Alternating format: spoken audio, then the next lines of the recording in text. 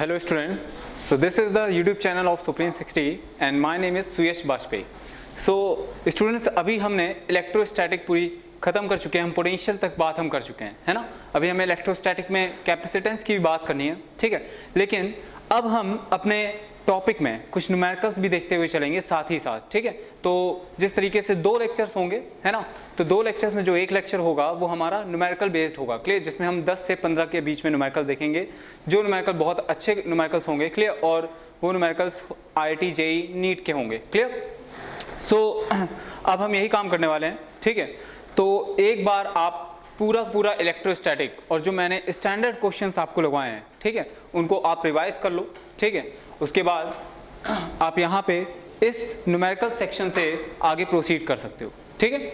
सो एक बार shortly review देख लेते हैं कि हमने क्या क्या इलेक्ट्रोस्टैटिक में पढ़ चुके हैं, ठीक है। तो सबसे पहले हमने बात करी थी कूलॉम्स लॉ की, है ना।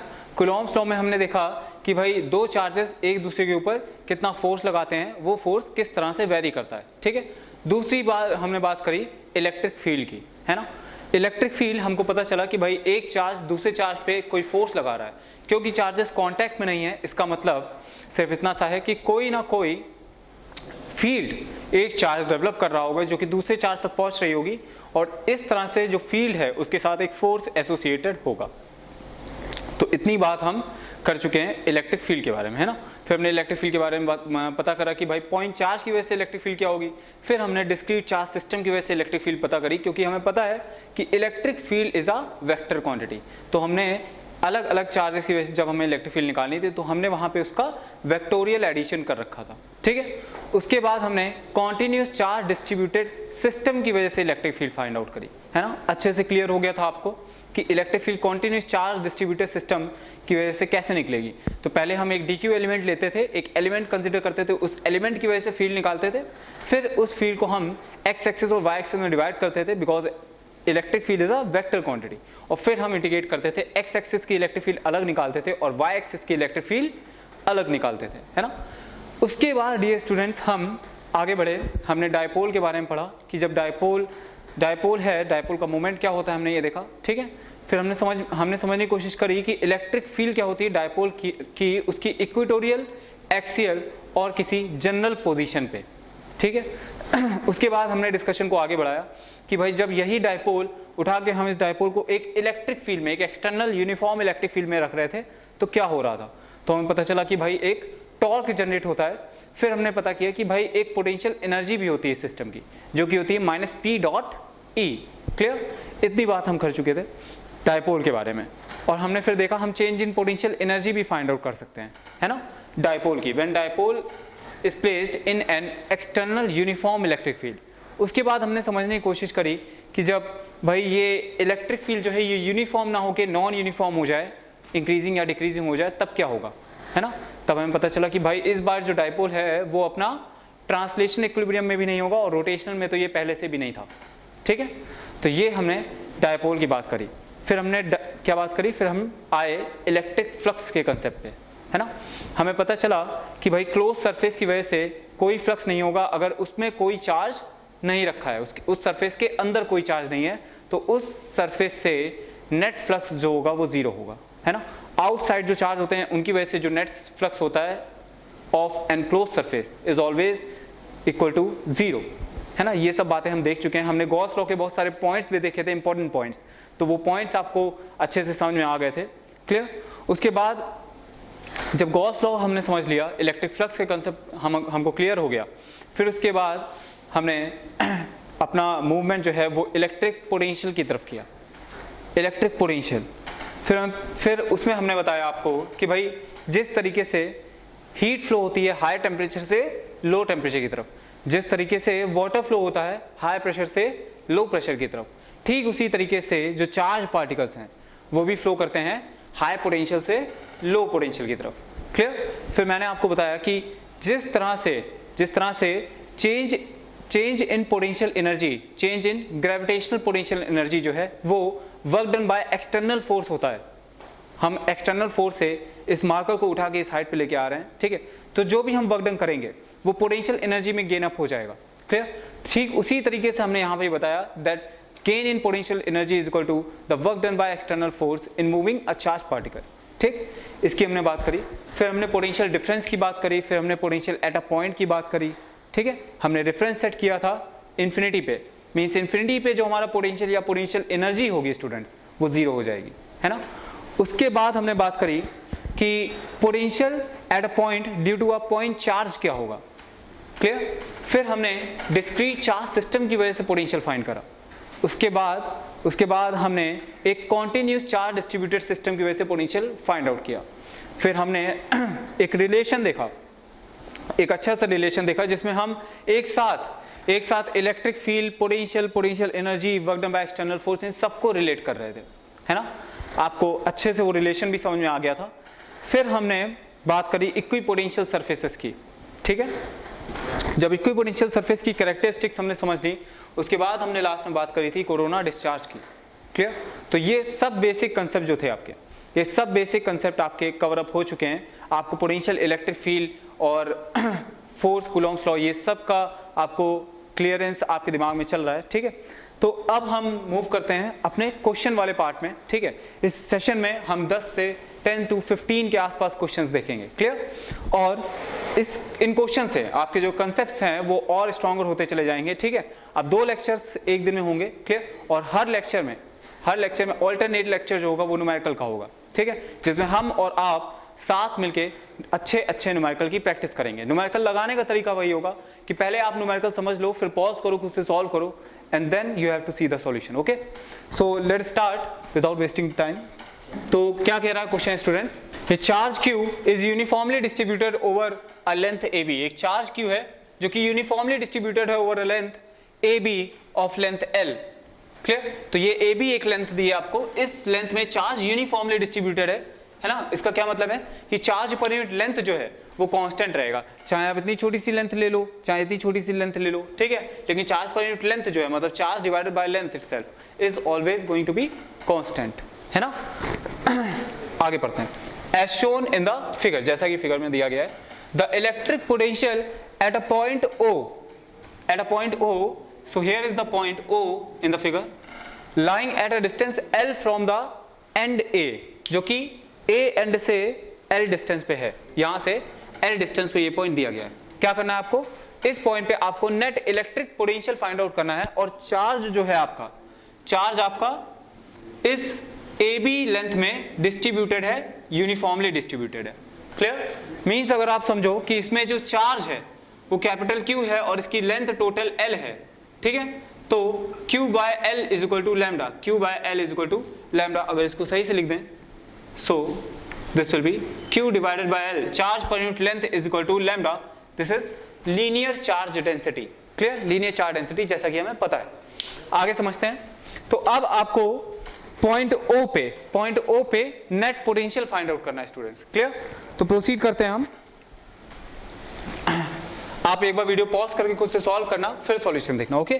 सो 2013 मेंस का क्वेश्चन है ये, 2013 मेंस का क्वेश्चन है, इसको सॉल्व करते हैं। चलिए, बहुत ही सिंपल क्वेश्चन है, बहुत ही बेसिक क्वेश्चन है। हमें पता है कि पोटेंशियल जो है, इलेक्ट्रिक पोटेंशियल, वो एक स्केलर क्वांटिटी है। तो हम क्या करेंगे, एक पॉइंट चार्ज की वजह से पोटेंशियल का फॉर्मूला भी हमें पता है, that is KQ by R, where Q is the point charge, magnitude of point charge, and R is the distance of that point charge from the point where we have to find the electric potential, ठीक है। तो अब हमें कुछ नहीं करना है, हम एक पॉइंट चार्ज, एक पॉइंट एलिमेंट कंसीडर करेंगे, पॉइंट चार्ज का एक एलिमेंट कंसीडर करेंगे। उस एलिमेंट की वजह से हम इस पॉइंट O पे इलेक्ट्रिक पोटेंशियल निकालेंगे, और फिर हम पूरे को इस तरह के जितने पॉइंट चार्जेस होंगे उन सबको ऐड करेंगे, या फिर हम बोल दें इंटीग्रेट करेंगे, क्लियर। और इंटीग्रेशन में जो लिमिट लगानी होगी बस वो हमें अच्छे से कंसीडर करनी है, ठीक है। तो ये तो हिंट थी। अब चलिए सॉल्व करते हैं। तो सबसे पहले हम क्या करेंगे, इसमें एक x डिस्टेंस पे, इस पे हम एक x की डिस्टेंस पे एक छोटा सा एलिमेंट ले लेंगे dx का, एक x डिस्टेंस पे छोटा सा एलिमेंट dx लेंथ का कंसीडर कर लेंगे, ठीक है। और इस dx पे जो चार्ज होगा वो dq होगा, dq चार्ज होगा dear student, that will be lambda times dx, lambda times dx, and lambda as you all know is q by l, so this will be q by l dx। ये आपका dq हो जाएगा। dq is the charge on this element, तो ये एक point charge है। अब इस पॉइंट चार्ज की वजह से आपको पोटेंशियल फाइंड आउट करना है इस पॉइंट O पे, ठीक है। तो वो कैसे करेंगे, वो सिंपल है कि भाई पॉइंट चार्ज की वजह से जो पोटेंशियल डिफरेंस पोटेंशियल होता है किसी पॉइंट का at a distance r from that point charge is kq divided by r, kq by r, है ना, where q is the point charge itself and r is the distance between the point charge and the point where we have to find the potential, okay। so यही formula लगाएंगे। इस case में v नहीं potential dv हो जाएगा, क्योंकि वो जो पोटेंशियल है वो इस छोटे से चार्ज dq की वजह से पोटेंशियल है। So this will be k, q की जगह dq हो जाएगा, q की जगह dq हो जाएगा, k dq by r, r की जगह आपका हो जाएगा this will be x, dq की आप वैल्यू रख दोगे this will be k q divided by l dx, और नीचे एक x था, ठीक है students. So this will be your dv, dv is the potential because of this dq, clear. अब आपको इंटीग्रेट करना पड़ेगा, अब आपको इंटीग्रेट करना पड़ेगा। तो जब आप यहाँ पे इंटीग्रेट करोगे तो आपको पूरी लेंथ की वजह से पोटेंशियल चाहिए, और जब आप यहाँ पे इंटीग्रेशन का साइन लगाओगे तो जो लिमिट आप रखोगे वो x की लिमिट होगी, और आपको लिमिट इस तरीके से रखनी है स्टूडेंट्स कि पूरी रॉड की लेंथ कवर अप हो जाए। तो वो जो लिमिट होगी, जब ये वाला पॉइंट आपको पॉइंट चार्ज चाहिए होगा तब उस समय लिमिट l होगी, और जब ये वाला पॉइंट चार्ज चाहिए होगा तो उस समय लिमिट x की 2l होगी। तो x जो है वो आपका l से 2l तक वेरिएबल है, क्लियर। तो ये x की लिमिट हो जाएगी, और जब जब x इक्वल टू l होगा तो बहुत छोटा सा पॉइंट चार्ज होगा, उसकी वजह से जो पोटेंशियल होगा वो ऑलमोस्ट जीरो होगा। उसके बाद जो टोटल चार्ज आ जाएगा, टोटल चार्ज की वजह से जो पोटेंशियल होगा that will be v at o, clear.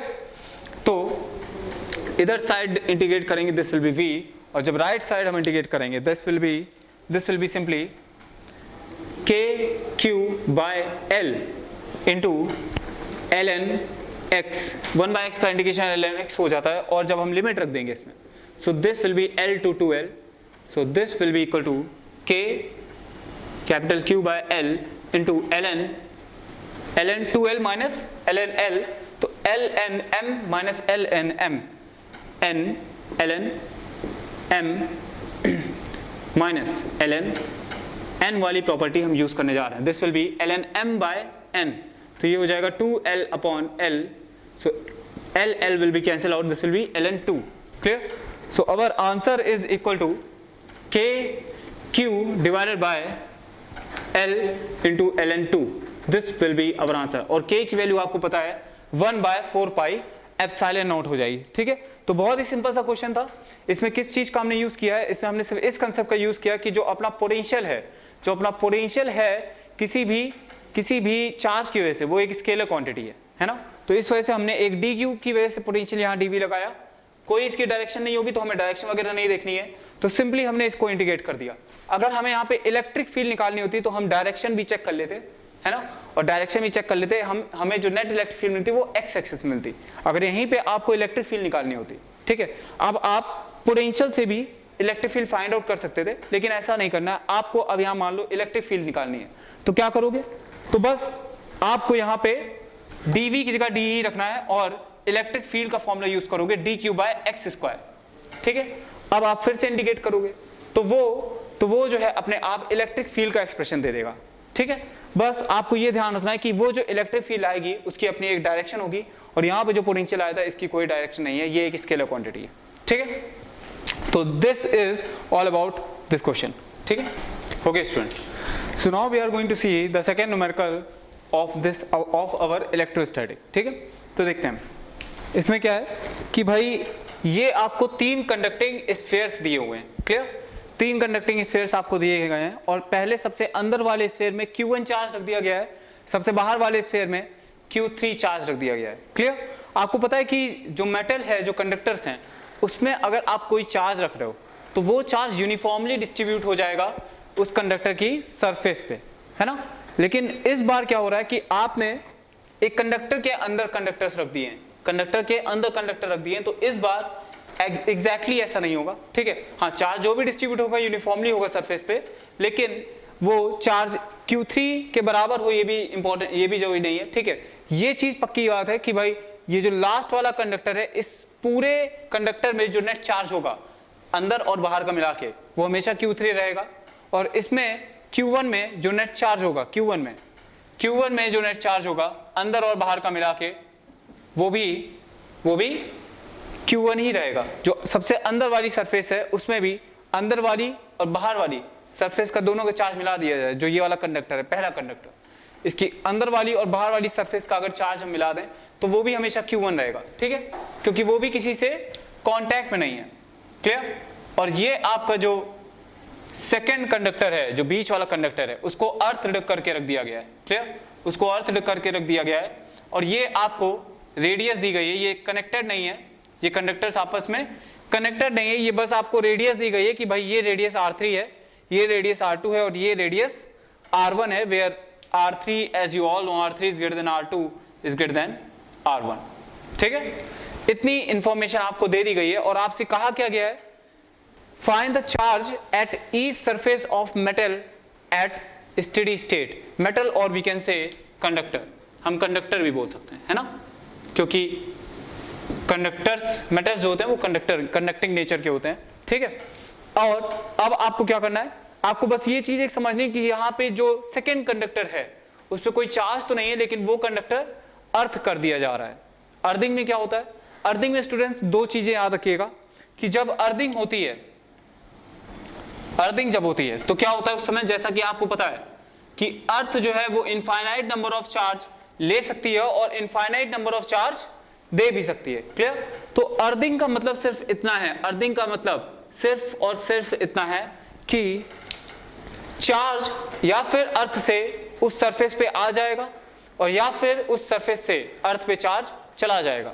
लेकिन ये चार्ज कब तक जाएगा या फिर कब तक आता रहेगा, है ना। ऐसा तो नहीं है कि अर्थ इनफाइनाइट नंबर ऑफ चार्ज ले सकती है तो वो उससे इनफाइनाइट नंबर ऑफ चार्ज ले लेगी, ऐसा तो नहीं होगा। ना ही ऐसा होगा कि अर्थ इनफाइनाइट नंबर ऑफ चार्ज दे सकती है तो वो उसे इनफाइनाइट नंबर ऑफ चार्ज दे देगी, ऐसा नहीं होगा। अर्थ इस सरफेस को चार्ज देगी तो, लेकिन तब तक देगी जब तक इस सरफेस का पोटेंशियल जो है वो जीरो ना हो जाए। ठीक है, आप एक चीज याद रखिएगा हमेशा, that the potential of earth, the potential of अर्थ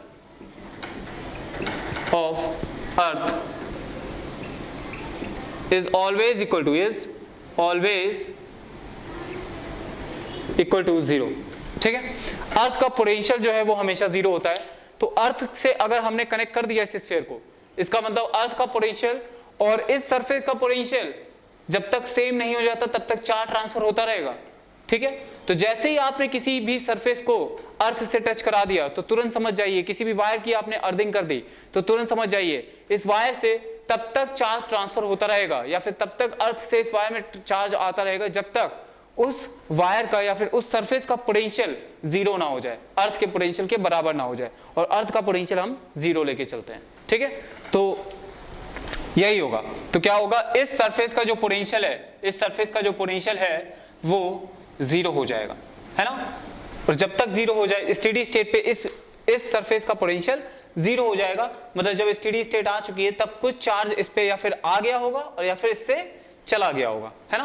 तो कुछ इस तरह की प्रॉब्लम है ये। अब आप वीडियो को एक बार पॉज कीजिए और खुद से सॉल्व करने की कोशिश कीजिए, ठीक है, कि क्या कर सकते हैं। तो आपको हिंट मैंने दे दिए कि भाई इस सरफेस का जो पोटेंशियल होगा वो जीरो हो चुका होगा। ठीक, चलिए सॉल्व करते हैं। So pause the video, solve it by yourself and then you have to see the solution. Okay, चलिए, तो भाई ये आपका पहला कंडक्टर है ना। और इस कंडक्टर के अंदर अगर हम एक गॉसियन स्फेरिकल गॉसियन सरफेस मान लें, जैसा कि हम ऑलरेडी एक क्वेश्चन में कर चुके थे। क्लियर? अगर आपने पिछले लेक्चर्स देखे हैं तो आपको पता है कि इस तरह का काम हम कर चुके हैं। तो हमने गॉसियन सरफेस जो है इस कंडक्टर के अंदर मान ली। तो फिर से वही अपना basic concept, that electric field inside a conductor is zero, so electric flux will be zero and hence the charge enclosed inside a conductor will be zero। ठीक है, तो चार्ज इस कंडक्टर के अंदर जीरो होना चाहिए। मतलब कि क्या है कि इस कंडक्टर के अंदर अभी तो कोई चार्ज नहीं है, जो भी चार्ज इस कंडक्टर के अंदर आएगा वो इस सरफेस पे चार्ज जो आएगा वही होगा।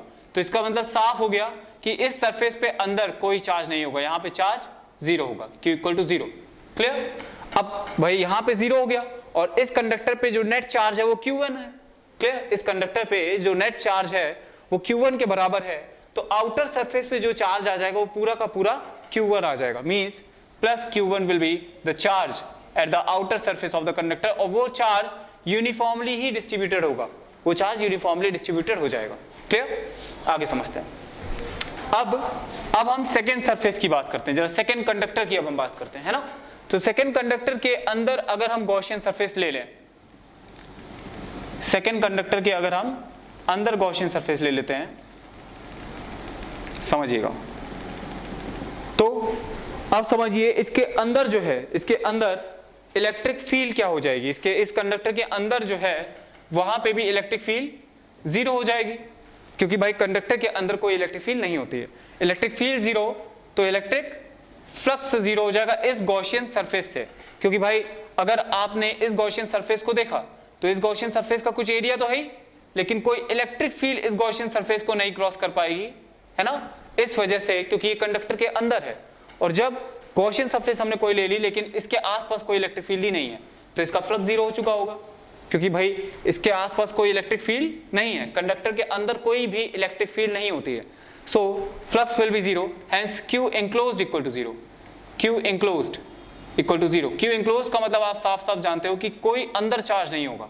इसका मतलब अभी आपको चेक करना पड़ेगा इसके अंदर चार्ज आ कितना रहा है, तो ये Q1, तो अब ये Q1 हो चुका है और इसके अंदर कोई चार्ज नहीं था, तो टोटल इस सरफेस के जो अंदर चार्ज आएगा दिस विल बी Q1।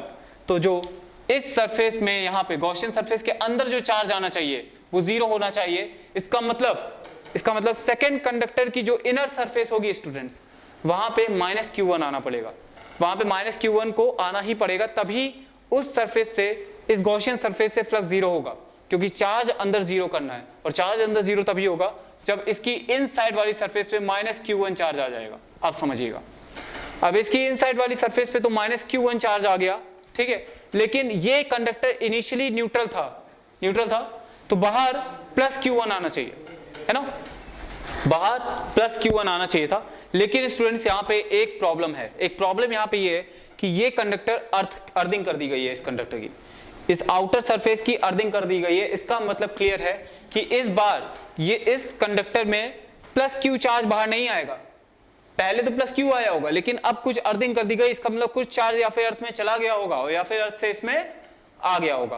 तो अगर अर्थिंग ना की होती हमने, फिर आपसे पूछा जाता कि इसकी आउटर सरफेस पे कितना चार्ज आ जाएगा, तो आप सिंपली यही बोलते, तो आप उस समय सिंपली यही बोलते कि सर इसमें जो है आउटसाइड में चार्ज प्लस Q1 आ जाएगा, लेकिन क्योंकि आपने इसकी अर्थिंग कर दी है, तो इस बार इस पे जो चार्ज आएगा, इस अर्थिंग की वजह से जो चार्ज आएगा, कुछ या फिर आ गया होगा या फिर कुछ चला गया होगा। तो अभी हमें पता तो है नहीं कि कितना चार्ज आया है या फिर कितना चला गया है, तो अभी हम इस चार्ज को, इसकी आउटर सरफेस पे जो चार्ज होगा ले लेते हैं उसको plus Q, let it to be plus Q। ये अभी अननोन है, यही हमें निकालना है, ठीक है, ये निकल जाएगा तो चीजें क्लियर हो जाएंगी। अब आप फिर से जो लास्ट वाला कंडक्टर है, जो थर्ड कंडक्टर है, उसके अंदर एक गॉसियन सरफेस ले लो फिर से, और फिर से आप जानते हो क्योंकि भाई इस कंडक्टर के अंदर कोई इलेक्ट्रिक फील्ड नहीं है, इसका मतलब फिर से electric field equal to zero, flux equal to zero, hence Q enclosed will be equal to zero, Q inside zero हो जाएगा, ठीक। अब Q इनसाइड फिर से जीरो हो गया, ठीक है, इसका मतलब कोई भी अंदर चार्ज नहीं होना चाहिए। आप देख लो अंदर कितना चार्ज है, plus Q1 minus Q1 cancel out, तो प्लस Q का चार्ज आ रहा था अंदर, इसका मतलब इस आउटर सरफेस पे जो चार्ज आएगा, इस आउटर सरफेस पे जो चार्ज आएगा this will B minus Q। इस वजह से, क्योंकि ये पूरे कंडक्टर पे चार्ज प्लस Q3 था और इस पे कोई भी अर्थिंग वगैरह नहीं हो रही है, इसका मतलब क्या है कि इसके आउटर सरफेस पे जो चार्ज आ जाएगा वो कितना हो जाएगा, Q3 plus Q। So this is the distribution of charge here. अब आप खुद बताओ कि अननोन क्या है, आपका अननोन क्या है। एक बार आपको अननोन समझ में आ गया और अननोन आपने फाइंड आउट कर लिया, तो इस क्वेश्चन में फिर कुछ बचा नहीं है ना, ये बहुत ही सिंपल क्वेश्चन है, ठीक। तो अननोन आपका स्मॉल q है, एज यू ऑल नो, ठीक है, हमें पता है हम स्मॉल q निकाल लेंगे तो सारी सरफेसेस पे चार्ज फाइंड आउट कर सकते हैं, ठीक। तो स्मॉल q कहां से निकलेगा, इसके लिए आप ये समझो कि भाई हिंट ये है कि इस सरफेस का पोटेंशियल जीरो है, इस सरफेस का पोटेंशियल जीरो है, तो इस सरफेस पे आपको नेट पोटेंशियल फाइंड आउट करना पड़ेगा, इस सरफेस पे आपको नेट पोटेंशियल फाइंड आउट करना पड़ेगा, ठीक है। चलिए समझते हैं कैसे, देखते हैं। तो इस सरफेस पे जब आप इस पॉइंट पे कोई एक पॉइंट कंसीडर कर लो, इस पॉइंट पे मान लो आपको नेट पोटेंशियल फाइंड आउट करना है, क्योंकि पूरी सरफेस कंडक्टिंग है और कंडक्टर की सरफेस पे नेट पोटेंशियल जो है वो सेम होता है, कांस्टेंट पोटेंशियल होता है। कंडक्टर की जो सरफेसेस होती हैं these are the equipotential surfaces.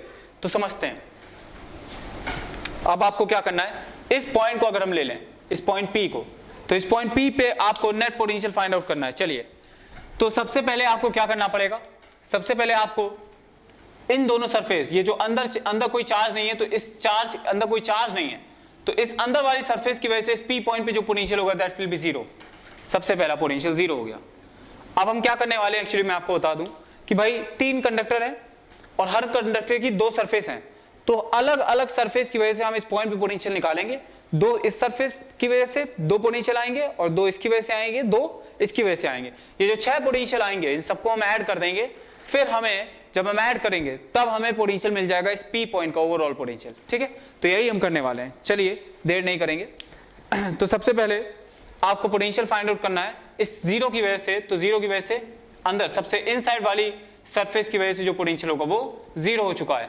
अब इस Q1 की वजह से जो पोटेंशियल आप निकालोगे ये क्या होता है, आपको बस एक फॉर्मूला याद रखना है, क्या, ये आपकी एक शेल है, इस शेल की वजह से जो इनसाइड पोटेंशियल होता है वो होता है KQ by capital R, where capital R is the radius of the shell itself and Q is the charge on the surface. Clear? Charge on the shell. और अगर आउटसाइड पे आपको पोटेंशियल चेक करना है, this will be KQ by small r, where this small r is the distance from the center.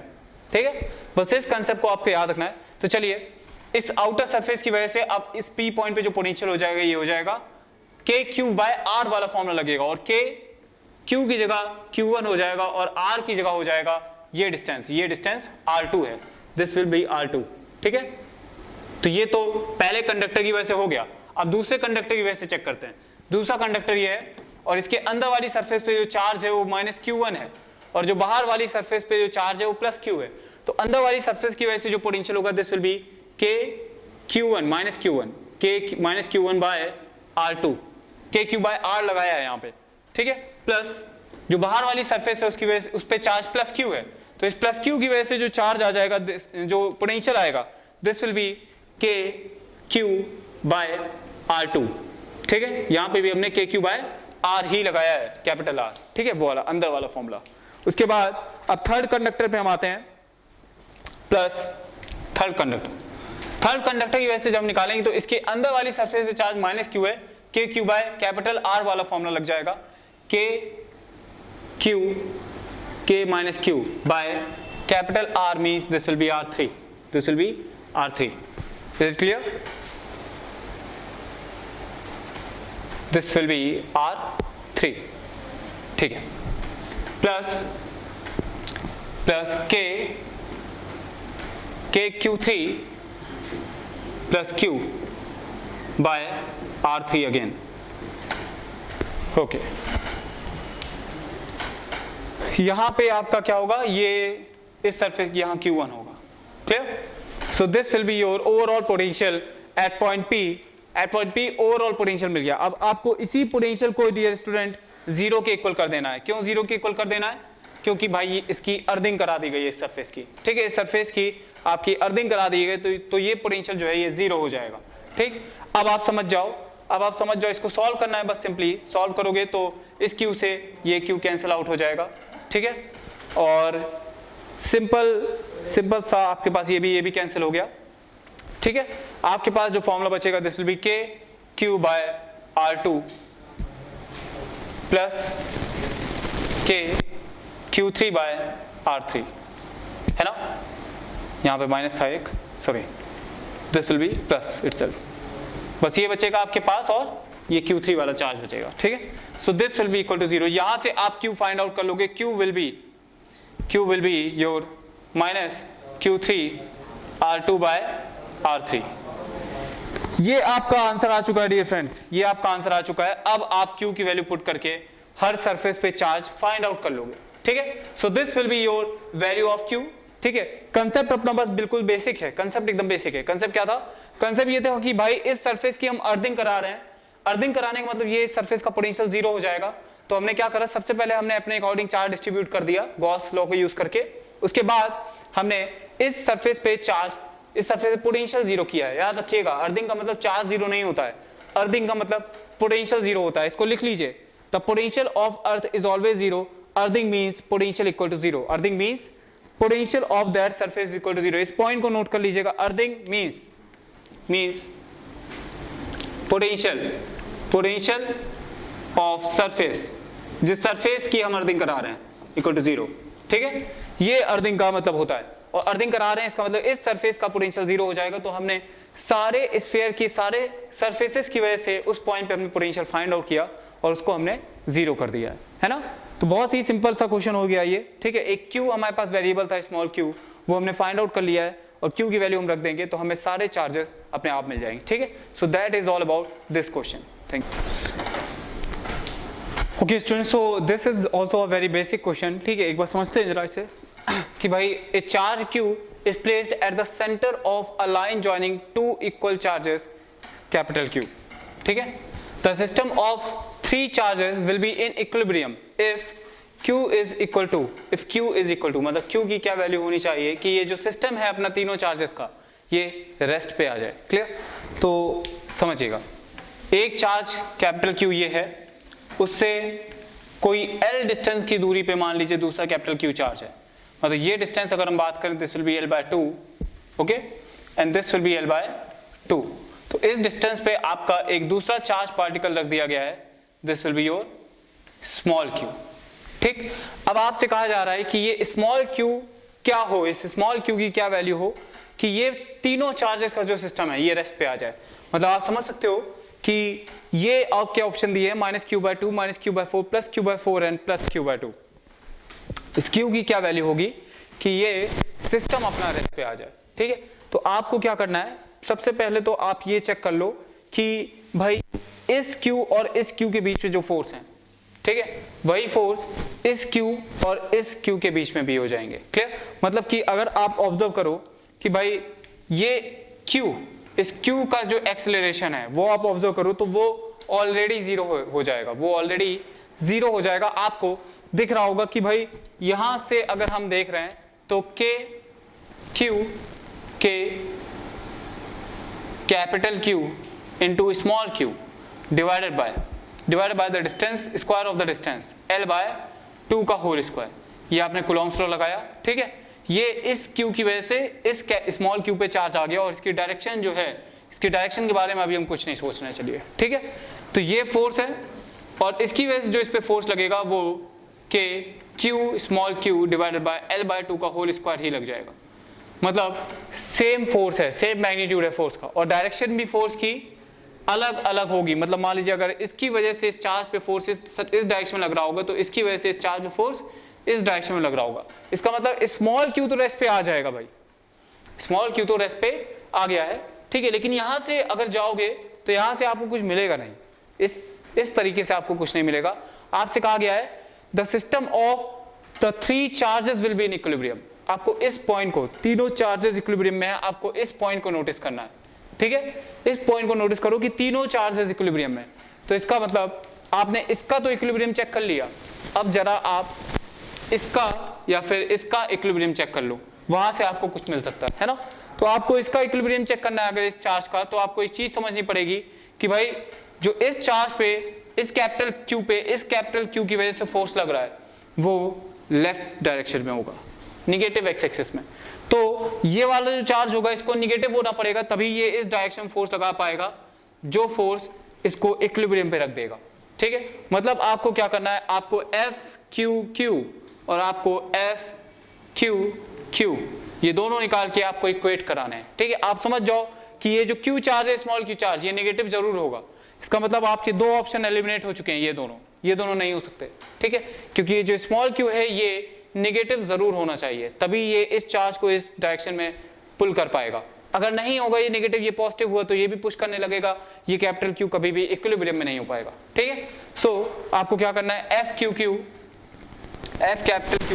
Equal to F capital Q small q, आपको ये equate करना है, ठीक है। So this will be K means 1/4 pi epsilon naught, as you all know, K Q square upon L square. This will be equal to K Q upon L/2 का whole square. यहां से students आप जब solve करोगे तो k से k cancel हो जाएगा, k से k कैंसिल हो जाएगा, L स्क्वायर कैंसिल हो जाएगा, दिस विल बी, यहाँ से आ जाएगा small q is equal to capital Q by 4। लेकिन याद है ये सिर्फ चार्ज का मैग्नीट्यूड है स्टूडेंट्स, ये सिर्फ चार्ज का मैग्नीट्यूड है। जो आपका आंसर है वो कैपिटल Q बाय 4 तो होगा, लेकिन माइनस का होगा, माइनस का कैपिटल Q बाय 4 होगा, क्योंकि ये चार्ज नेगेटिव होना चाहिए, हम देख चुके हैं। ठीक है, तो एक बहुत ही बेसिक क्वेश्चन था, ऐसा क्वेश्चन हम एक बार देख भी चुके हैं पहले, जब हम क्वेश्चन समझ रहे थे, जब हमने इलेक्ट्रिक फील्ड के बारे में समझा, जब हमने कूलॉम्स लॉ के बारे में समझा था। ठीक है, तो आगे मूव करते हैं और अच्छे अच्छे एग्जांपल्स की तरफ। ठीक है, ओके स्टूडेंट, सो अब हम एक बहुत ही अच्छा क्वेश्चन देखने वाले हैं। ये actually paragraph type of question है। ठीक है, तो इस पैराग्राफ से 3 क्वेश्चन रिलेटेड हैं। पहला क्वेश्चन हम समझते हैं जो कि ये लिखा है। ठीक है, पहले पैराग्राफ समझ लेते हैं। तो द न्यूक्लियर चार्ज Ze का न्यूक्लियर चार्ज है, where Z is the atomic number, clear, is non uniformly distributed within a nucleus। तो एक न्यूक्लियस में जो कि r रेडियस की है, of radius r, clear, r radius की एक न्यूक्लियस है, और उस न्यूक्लियस में इस तरह से Ze चार्ज जो है वो डिस्ट्रीब्यूटेड है।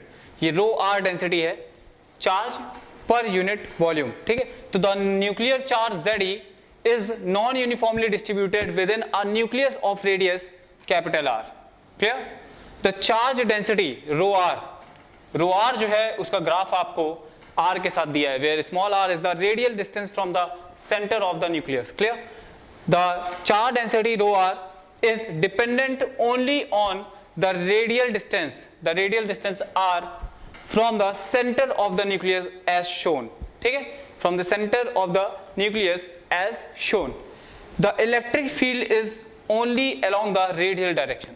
मतलब अगर ये न्यूक्लियस है तो इस न्यूक्लियस में डियर स्टूडेंट जो चार्ज है ना, वो चार्ज पूरा इस तरह से डिस्ट्रीब्यूटेड है कि भाई एट अ पर्टिकुलर ए की रेडियस तक जो चार्ज डेंसिटी है वो यूनिफॉर्म है।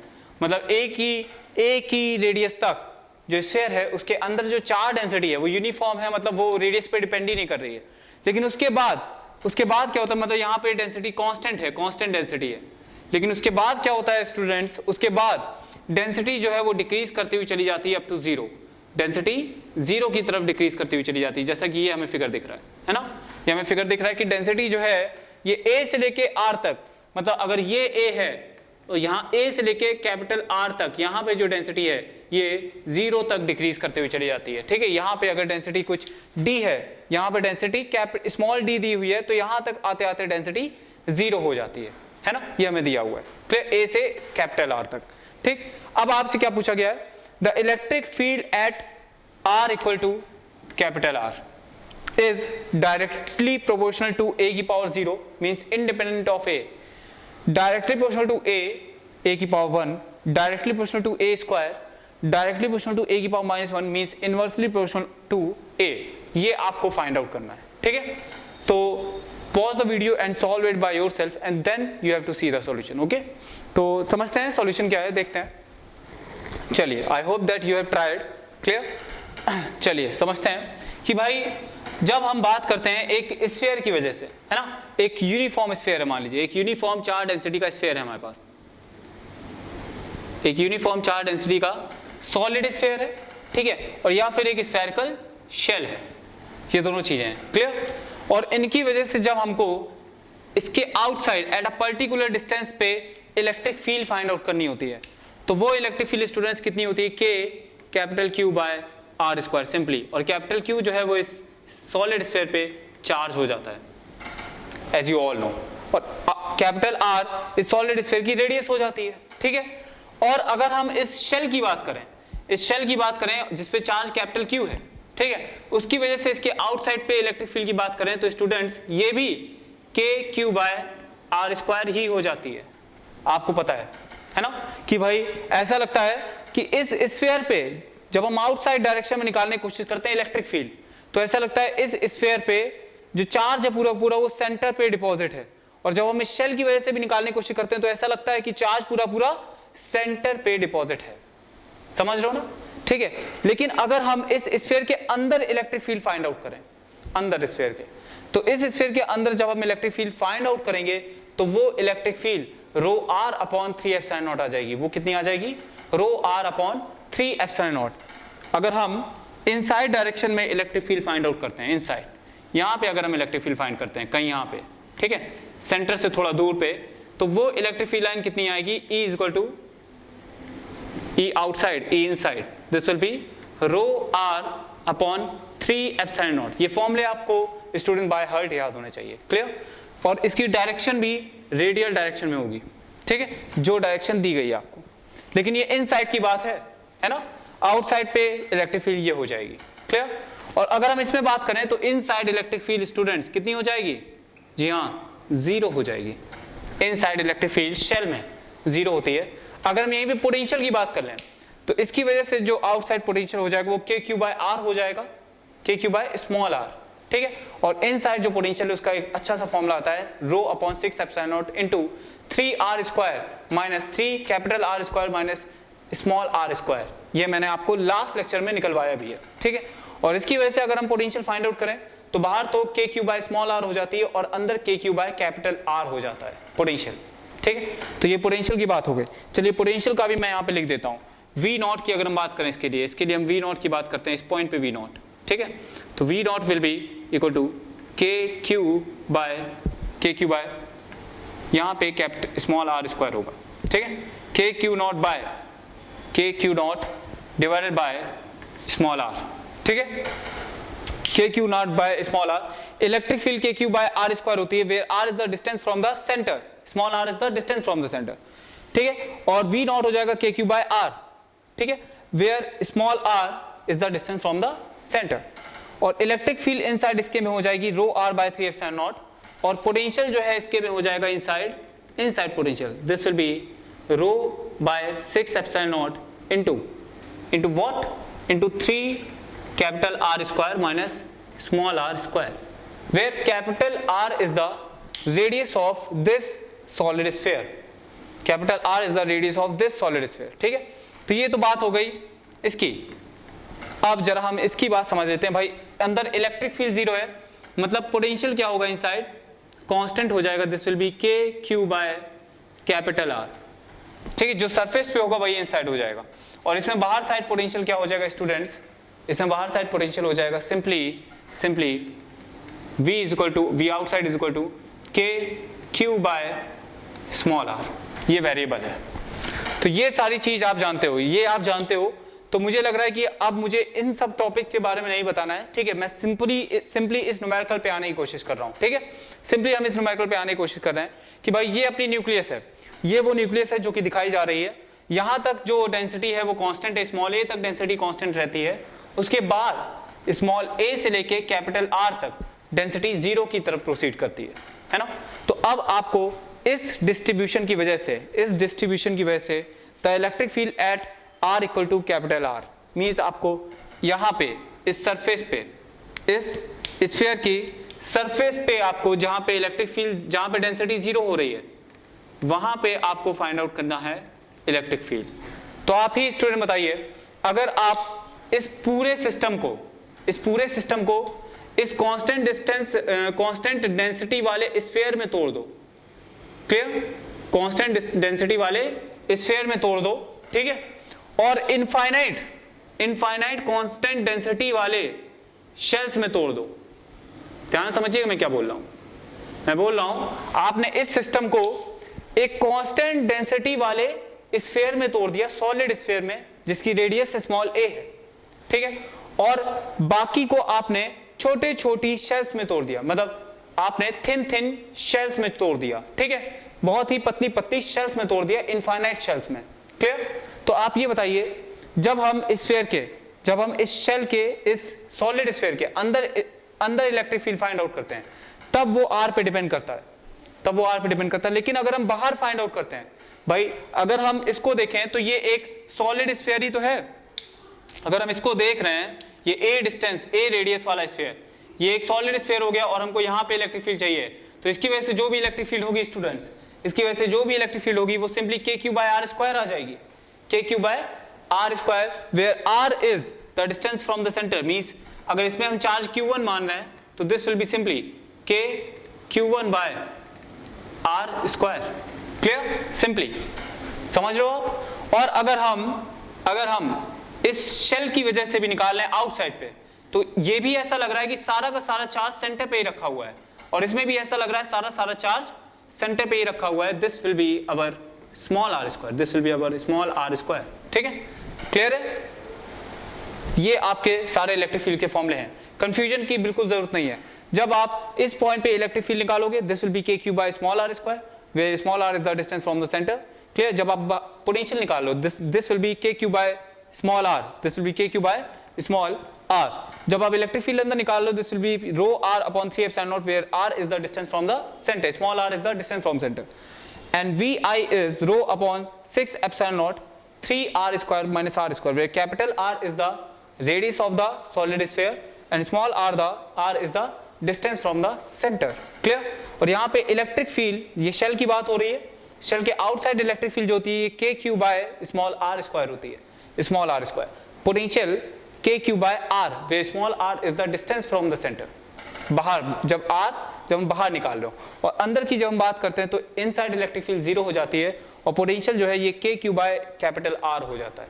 ठीक है, अब यहाँ समझने वाली ये बात है कि इस इलेक्ट्रिक फील्ड के फॉर्मूले को देखो, जब बाहर आप इलेक्ट्रिक फील्ड फाइंड आउट करने की कोशिश कर रहे हो तो ऐसा लग रहा है कि ये पूरा जो शेल पे चार्ज है ये सेंटर पे रखा हुआ है ना? पूरा जो शेल का चार्ज है वो सेंटर पे रखा हुआ है, और जब आप इस स्फीयर के लिए फाइंड आउट करने की कोशिश कर रहे हो, ठीक है, तो ये भी आप समझ सकते हो कि ये स्फीयर छोड़ दो, ये एक इनफाइनाइट नंबर ऑफ शेल्स होंगी, तो ये शेल्स जो हैं इनकी वजह से भी ऐसा लगेगा कि भाई इसके जब हम outside electric field find out कर रहे हैं तो ऐसा लगेगा ये सारा का सारा चार्ज सेंटर पे ही है। ठीक, तो जब भी हम इलेक्ट्रिक फील्ड या पोटेंशियल फाइंड आउट करते हैं एक शेल की वजह से या सॉलिड स्फीयर की वजह से आउटसाइड में, तो ऐसा लगता है सारा का सारा चार्ज सेंटर पे रखा हुआ है, ऐसा लगता है सारा का सारा चार्ज सेंटर पे रखा हुआ है। ये स्टेटमेंट बहुत ही ज्यादा जरूरी है आपके लिए। ठीक है, बहुत ही कंसेप्चुअल स्टेटमेंट है, इसको लिख लीजिए। ठीक है, क्या? Whenever we have to find the electric field and potential because of a solid charged sphere और spherical shell, then it seems that all the charge has placed on the centre of the shell और solid sphere. ठीक है, तो वही यहाँ पे हो रहा है। यहाँ पे देखिए, ये आप इनफाइनाइट शेल्स कह दो तब भी आप इलेक्ट्रिक फील्ड निकालोगे, उसके बाहर शेल्स के बाहर, तो ऐसा लगेगा सारा जो चार्ज है वो सेंटर पे है, और जब आप कहोगे ये सॉलिड स्फीयर है तो इसका भी चार्ज ऐसा लगेगा सेंटर पे है, तो ऑलमोस्ट जब आप निकालोगे पूरे स्फीयर की वजह से इलेक्ट्रिक फील्ड, तो ऐसा लगेगा सारा का सारा चार्ज सेंटर पे है। तो जो नेट इलेक्ट्रिक फील्ड आपकी आ जाएगी वो सिंपली आ जाएगी क्या? K Q by r square, where this q is nothing but all the charge, this will be Z E, जो टोटल चार्ज है वो तो जेड ई ही तो है। क्लियर? तो ये आपकी इलेक्ट्रिक फील्ड आ जाएगी। तो आप खुद बताओ स्टूडेंट्स, क्या ये इलेक्ट्रिक फील्ड स्मॉल ए पे डिपेंड कर रही है? क्या ये इलेक्ट्रिक फील्ड स्मॉल ए पे डिपेंड कर रही है? कुछ स्टूडेंट्स इस न्यूमेरिकल को बहुत ही ज्यादा कॉम्प्लिकेटेड ले लेंगे। वो क्या करेंगे, वो x डिस्टेंस पे एक dx का पोर्शन लेंगे, ठीक है, उस dx की वजह से इलेक्ट्रिक फील्ड फाइंड आउट करेंगे कैपिटल R पे, ठीक है, और फिर इंटीग्रेट करेंगे, जहां पे रो एक बार कांस्टेंट लेंगे और फिर एक बार रो की ये इक्वेशन नोट करेंगे। ठीक है, यहां से रो की इक्वेशन भी निकल जाएगी। ठीक है, यहां पे रो की इक्वेशन जो आप निकालोगे वो ये निकलेगी, y by b plus x by a equal to 1। Intercept form से अगर आप निकालना चाहते हो तो दिस विल बी, ये मान लो कुछ d मैक्स में मिल रही जाके, so this will be rho by d naught d max plus x by r equal to 1। कुछ लोग ऐसे करेंगे, यहां से रो की इक्वेशन निकालेंगे, उसके बाद उस इंटीग्रेशन को, उसके बाद वो लगाएंगे इंटीग्रेशन, एक छोटा सा x डिस्टेंस पे dx का एलिमेंट लेंगे, उस पे चार्ज dq निकालेंगे, उस dq की वजह से यहाँ पे इलेक्ट्रिक फील्ड फाइंड आउट करेंगे r पे। देख नहीं रहो कितना कॉम्प्लिकेटेड हो गया? तो जब भी इतना कॉम्प्लिकेटेड चीजें हो जाएं तो समझ जाओ ये क्वेश्चन 10 मिनट का तो नहीं है, इसमें जरूर कुछ और लग रहा होगा, है ना? एडवांस का क्वेश्चन है ये क्वेश्चन एडवांस का है। क्लियर? तो आप सिंपल समझ रहे हो, एडवांस का क्वेश्चन है ना? और इस क्वेश्चन में जो चीजें यूज हुई हैं बहुत ही बेसिक यूज हुई हैं। क्या? कि भाई जब आपको स्फीयर की वजह से, ये कंसेप्ट आपको अगर अच्छे से क्लियर है तो कोई सोचने की जरूरत नहीं है कि भाई जब भी आपका चार्ज स्फीयर में डिस्ट्रीब्यूटेड हो और आउटसाइड डायरेक्शन में इलेक्ट्रिक फील्ड या पोटेंशियल फाइंड आउट करना हो तो तुरंत समझ जाओ सारा का सारा चार्ज सेंटर पे रखा है, ऐसा लग रहा है। क्लियर? तो K Q by r square electric field हो जाएगी और के क्यू बाय आर पोटेंशियल हो जाएगा। ठीक है, लेकिन अगर स्फेरिकल शेल है तो भी यही हो जाएगा कि ऐसा लग रहा है अगर आप outside electric field of potential find out करें, याद रहे outside electric field of potential की बात हो रही है, लेकिन जब इनसाइड की बात होगी तो पोटेंशियल वही हो जाएगा जो सरफेस पे है, पोटेंशियल वही हो जाएगी जो सरफेस पे है और इलेक्ट्रिक फील्ड जीरो हो जाएगी, ठीक है, शेल के केस में, ठीक। लेकिन जब बाहर की बात कर रहे हैं तो ऐसा लगेगा शेल पे जितना भी चार्ज है वो सारा चार्ज सेंटर पे रखा है। तो हमने भी यही किया, हमने माना कि ये एक सॉलिड स्फीयर है और ये इनफाइनाइट शेल्स हैं और इनमें जो भी चार्ज है वो इनके सेंटर पे रखा है, क्योंकि हमें इलेक्ट्रिक फील्ड आउटसाइड डायरेक्शन में ही फाइंड करनी है। तो जो इलेक्ट्रिक फील्ड आ जाएगी वो k Q by r square आ जाएगी, जहां पे क्यू जो है वो simply charge on the nucleus है, that is given to us is ZE। Clear? तो जो नेट इलेक्ट्रिक फील्ड आई है स्टूडेंट्स, जो नेट इलेक्ट्रिक फील्ड आई है वो KZE बाय आर स्क्वायर आ चुकी है। अब ये बताइए क्या ये इलेक्ट्रिक फील्ड, ये न्यूमेरिकल आपको समझाना बहुत जरूरी था, क्योंकि ये सब समझा देंगे तो आप जो इसका अगला पार्ट है वो अपने आप कर जाओगे, ठीक है। देखते हैं, तो जो यहाँ पे इलेक्ट्रिक फील्ड आई है KZE बाय आर स्क्वायर आई है, आप खुद चेक करो कि क्या ये इलेक्ट्रिक फील्ड स्मॉल a पे डिपेंड कर रही है। याद रखिएगा स्मॉल a जो है वो रेडियस ऑफ स्फीयर नहीं है, वो क्या है, जहां तक आपकी डेंसिटी जो है वो कांस्टेंट रहती है, ये स्मॉल a है, वो रेडियस जहां पे डेंसिटी कांस्टेंट रहती है, जहां तक डेंसिटी कांस्टेंट रहती है, ये स्मॉल a है। तो क्या आपका जो भी एक्सप्रेशन आया है जो इलेक्ट्रिक फील्ड का वो a पे डिपेंड कर रहा है, a पे नहीं डिपेंड कर रहा है, ठीक है। So the answer will be here is a, the electric field eight capital R is independent of small a। Clear? तो अब मूव करते हैं इसके दूसरे क्वेश्चन की तरफ। हाँ भाई, तो अब स्टूडेंट्स आपको क्या करना है, इस क्वेश्चन का जो सेकंड पार्ट है वो क्या है, क्वेश्चन नंबर 5 है, फॉर a इक्वल टू 0, मतलब जब आपका ये जो a है ये इक्वल टू 0 हो जाए, मतलब इस बार जो आपका चार्ज की डेंसिटी का वेरिएशन है वो सेंटर से ही स्टार्ट हो जाएगा, यहां से ही वेरिएशन स्टार्ट हो जाएगा और वो अप टू कैपिटल R आते आते फिर से डेंसिटी 0 हो जाएगी। तो इस बार अगर ये डेंसिटी मैक्सिमम डेंसिटी D यहाँ पे है, यहाँ पे नहीं, इस बार जो मैक्सिमम आपको डेंसिटी मिलेगी वो स्मॉल d इस पॉइंट पे कहीं मिल रही होगी, है ना, समझ रहे हो।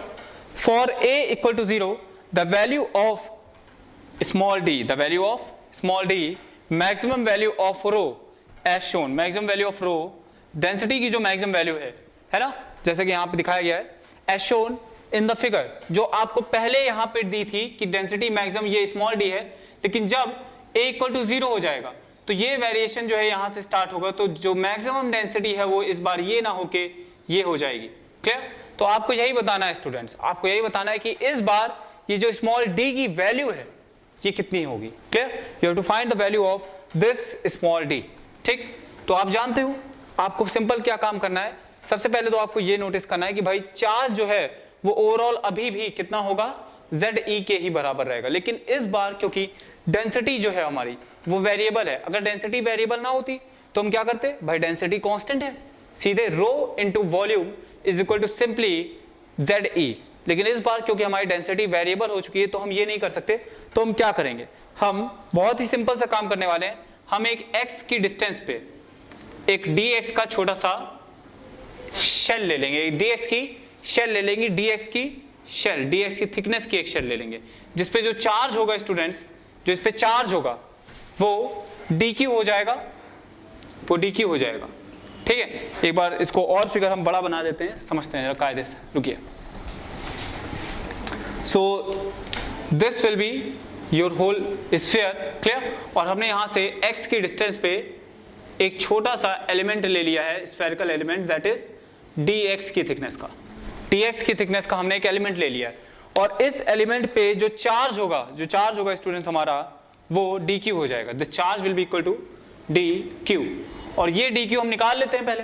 तो ये dq जो है वो कितना हो जाएगा, वो हो जाएगा इस स्फीयर का surface area, that is 4 pi x square, और इनटू इसकी थिकनेस, ठीक है, यही वॉल्यूम हो जाएगी इस स्फीयर की, इस शेल की वॉल्यूम हमको निकालनी है। तो शेल की वॉल्यूम हम स्टूडेंट्स कैसे निकालेंगे, सबसे पहले हम इस शेल का एरिया निकाल लेंगे, क्योंकि ये बहुत ही थिन शेल है, तो इसकी जो इनर रेडियस है वही इसकी आउटर रेडियस भी हो जाएगी। तो इस तरीके से जब हमको शेल का वॉल्यूम पूछा गया है वो कितना हो जाएगा, this will be 4 pi x square into thickness of the shell, ठीक है। So this will be your volume dv, this will be your dv, और dq क्या हो जाएगा, डेंसिटी। आप समझ रहे हो, जब हमने x की डिस्टेंस पे एक dx का छोटा सा एलिमेंट लिया, क्योंकि डेंसिटी का जो वेरिएशन है वो रेडियस के साथ हो रहा है, लेकिन इसके लिए अगर आप देखोगे तो रेडियस जो है स्टूडेंट वो अंदर वाले स्फीयर के लिए और बाहर वाले स्फीयर के लिए ऑलमोस्ट x ही होगी, because this dx element is very small element, ठीक है। तो अब हमने क्या करा, हमने एक x की डिस्टेंस पे डेंसिटी को कांस्टेंट मान लिया है, ठीक है। यहाँ पे डेंसिटी ये बहुत ही छोटा सा एलिमेंट है, तो हमने कहा कि डेंसिटी का जो वेरिएशन हो रहा था वो इतना नहीं हो पाएगा, ठीक है। तो अब ये dq निकाल देंगे, rho into 4 pi x square into dx हो जाएगा, ठीक। ये dq आपने निकाल दिया। अब टोटल को इंटीग्रेट कर दोगे, जब आप इंटीग्रेट कर दोगे इस dq को dx के टर्म में, ठीक है, इधर dx के टर्म में, तो आपको टोटल चार्ज मिल जाएगा जिसकी वैल्यू आपको पहले से ही पता है, दैट विल बी ZE, ठीक है। तो वही करने जा रहे हैं, integration of dq is equal to 4 pi x square rho dx का इंटीग्रेशन, ठीक है। अब आप ये समझो ये इंटीग्रेशन तो ZE के बराबर आ जाएगा स्टूडेंट्स, क्लियर। और रो जो है रो को आप क्या रखोगे, रो को आप यहां से उठाओगे, रो की जो वैल्यू है वो आप यहां से लोगे इस इक्वेशन से, बाय लाइन की ये इक्वेशन आप निकाल लोगे, सिंपल इक्वेशन है, आप इंटरसेप्ट फॉर्म लाइन की यूज कर सकते हो, ठीक है। मैक्सिमम वैल्यू जो है वो d है, तो rho by d is equal to plus x by capital R equal to 1। यहां से आप रो निकाल दोगे, that will be 1 minus x by capital R into d, ठीक है।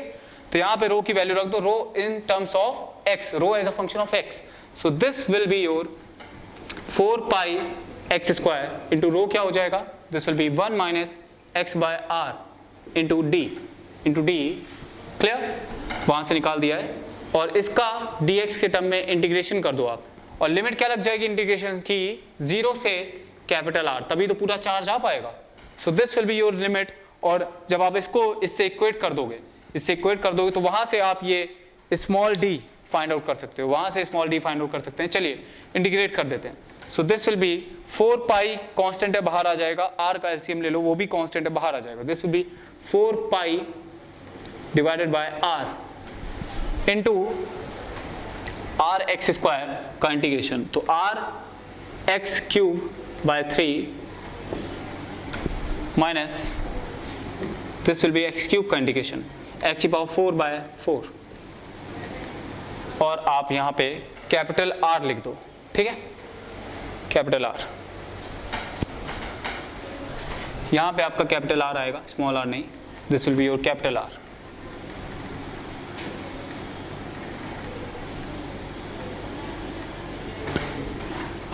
और जब आप लिमिट इसमें रख दोगे जो कि स्मॉल r से कैपिटल R है, तो यहाँ पे भी आपका r क्यूब आ जाएगा, और यहाँ पे आपका r की पावर 4 आ जाएगा। लिमिट 0 से कैपिटल R रखी है, ठीक है, तो जब 0 रखोगे तब तो 0 हो जाएगा। सो दिस विल बी जब आप r की पावर 4 कॉमन ले लोगे, r की पावर 4 जब कॉमन ले लोगे, तो दिस विल बी